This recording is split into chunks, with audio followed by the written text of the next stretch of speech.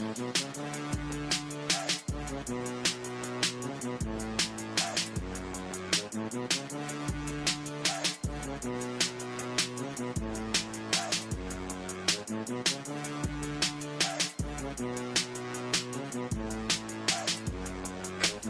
podcast coming to you Christmas Eve 2021.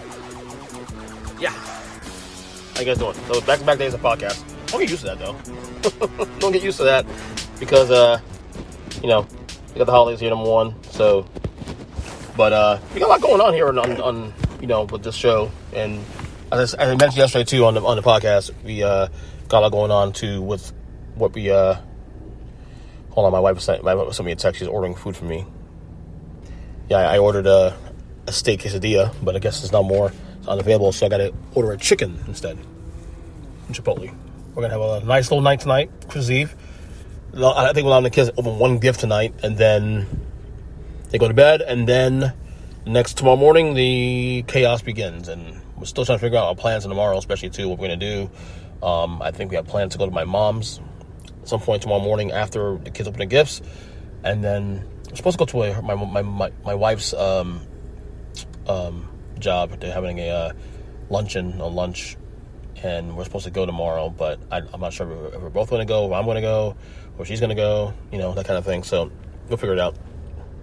But this is going to be kind of a shorter one because there's a couple of topics. The only reason I'm doing this now because there's a couple of topics yesterday I actually left on the table.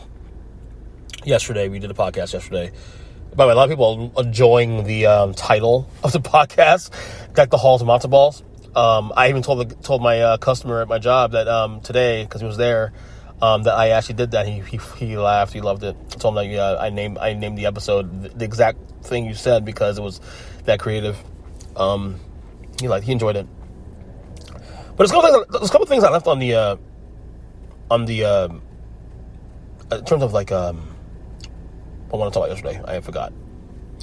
And hold on, my wife's asked me about it. Want a steak bowl? Yeah, well, she's trying to figure out my white order. Anyway, a couple things I missed out yesterday I wanted to talk about.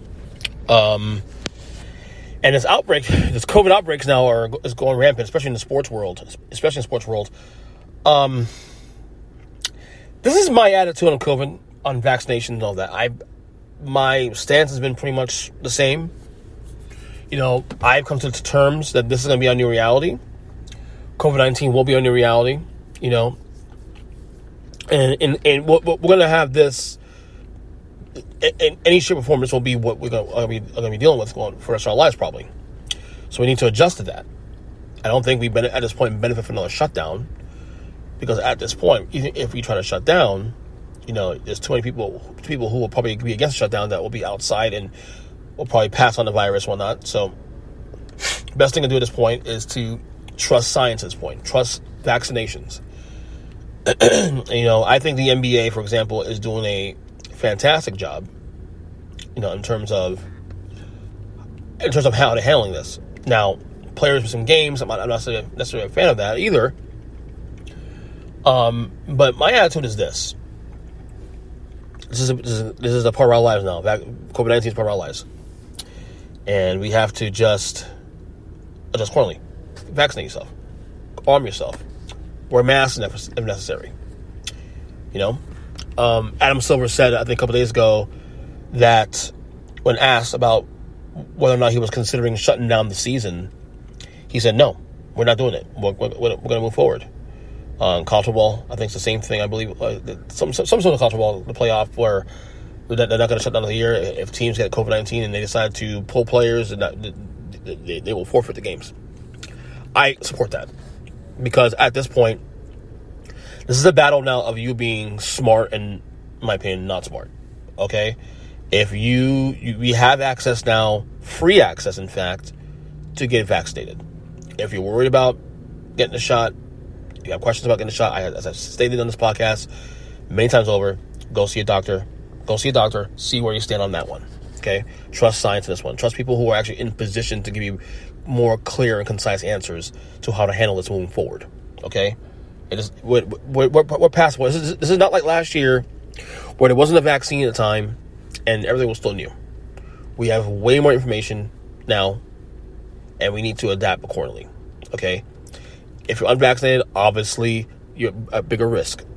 Now, like I said, I am pro-vax, but I'm anti-mandates. I don't think the government should be in the business of telling people what to do with their bodies and forcing them to take the vaccine, the shots.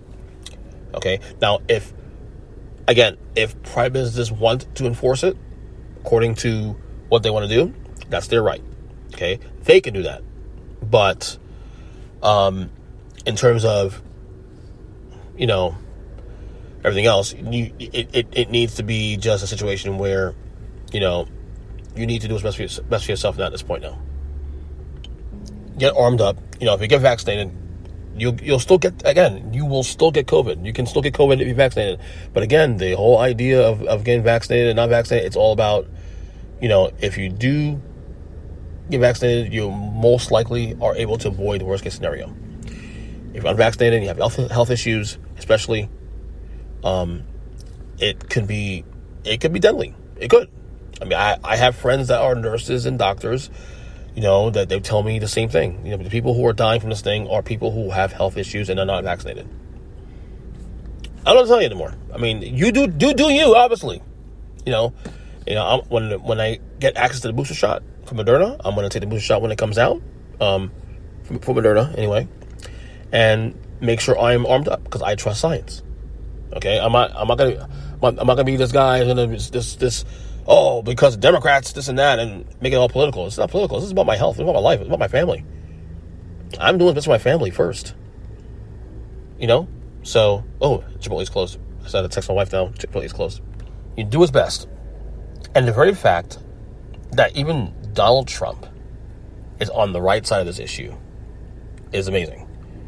And I say that because he was on the Candace Owens podcast the other day, and so they were talking about vaccinations and whatnot. I don't have a quote in front of me because I'm on the road, and basically he checked Candace Owens, checked her pretty much saying no. People are. First of all, he's gotten vaccinated. He also has gotten the booster shot. Which, by the way, he was at a rally. I think he was doing a rally. I don't know where the hell it was. Might have been in Texas. I'm not sure. And he got booed because he told everybody to take the vaccine. Basically, I'm vaccinated. I got the booster and take the vaccine, and people booed him, which makes no sense. I don't understand that. This is not a competition. I don't understand that. And Candace Owens is trying to say, I'm not vaccinated, this and that, which is whatever. It's her right to not be vaccinated.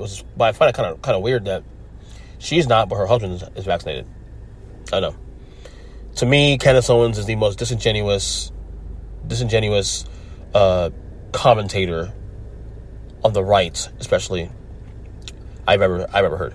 Like, to me, her whole spiel is all about brand building, and she's grifting and all that kind of stuff. Okay, I guess now we're getting Payway instead of Chipotle now. So we're gonna have a Chinese night tonight, I guess. So. But, Donald Trump put her in her place, basically saying, no, we know that he said basically what people like me and everybody else with a fucking brain has been saying for the last, year now, that people who are dying are most of the people are unvaccinated, and that the percentages to people, the vaccine works, and it has worked, and it's continued to work. And she's, trying to talk over him and trying to argue with him about it, but no, this is not political. For her, this is political. This is why I say she's disingenuous. She's intellectually dishonest. Like, there's a lot of my right-wing friends who, love her to death.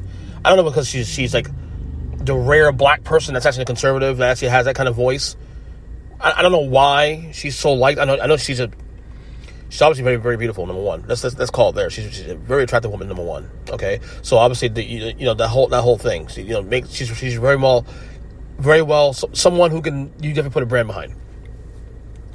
But as you listen to her talk, she obviously is a very resentful person. I would dare say she's almost borderline hateful at times.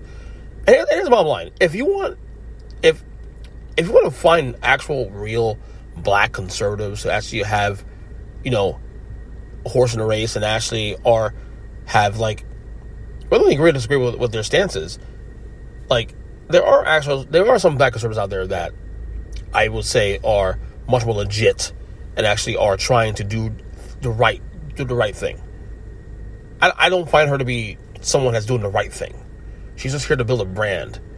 She's here to just spew out her belief system, and that's just it. This is it. And the thing with me and Candace Owens is that I tried actually. Because I'm like I said, I'm very middle of the road. I'm conservative background. I've gotten more progressive. I've gotten older in some cases, but I still keep an open mind to a lot of what people are saying. You don't learn you don't ever learn without listening.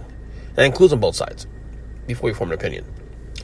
And I, remember listening to her, trying to get into her and trying to listen to what she was trying to say. And to me, the thing that got me was that when she was on Joe Rogan back in 2018, talking about climate change, and I mean, oh my God, she sounded so like they had no understanding of what it meant and whatnot. And again, it wasn't even about agreeing or disagreeing. It was about she was saying things that didn't make any sense, and to me, it's like it showed her to be a fraud. Honestly, like she's someone that talks for the sake of talking, but there's nothing of substance that comes out. Her whole thing is, Democrats on the plantation and this and that, and I can't deal with that. If your sole goal is to get people to change political parties, then I got nothing for you. I'm sorry. And that goes for this other way around as well too, with the people on the left. But she's just very disingenuous, and it's a shame. She's not a bad speaker actually, but the thing she says just makes no fucking sense. She sounds like she's a nut job. Sorry, I had to break it to you. So, but yeah, Donald Trump actually putting her in place though. I mean, that was kind of like, whoa.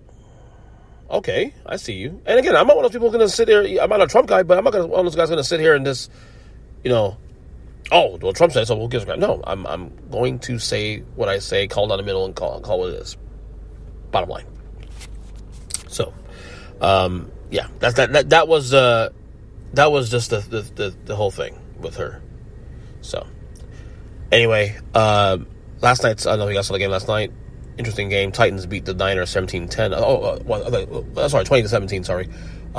Titans, they're going to win the South now, AFC South. That's a big win for them. Niners, big loss also, but I still think they're locked to go to the NFC wildcard race. Honestly, I don't see them falling apart. I have more trust in that team than all the other teams in that wildcard mix between 6 and 9 or 6 and 10. How much teams will down in play? You know what I'm saying? So that should be something I don't know. I just have more trust in San Francisco closing the deal. So it should be an interesting weekend of football. Hopefully COVID doesn't get any more COVID cases and all that. But it's holiday weekend. We'll see what happens.